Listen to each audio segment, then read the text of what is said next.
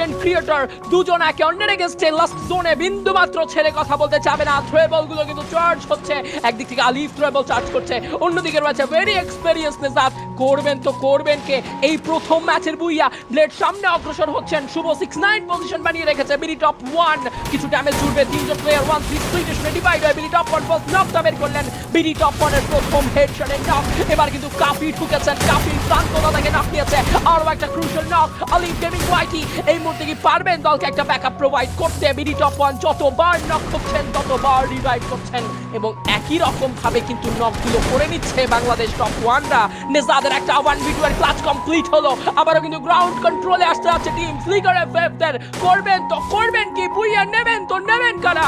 Last জোনের ফাইটে কোনো কিছুই বলা যায় না, তবে শেষমেশ বিডি টপ 1 এর একটা clutch and it's a booyah from the side of team Bangladesh top 1। What a show! Last জোনের ইন্টেন্স ব্যাটল এবং শেষমেশ আলিফের এমভিপির মধ্য থেকে একটা দুর্দান্ত বুইয়ার পূর্ণতা পেতে দেখলাম।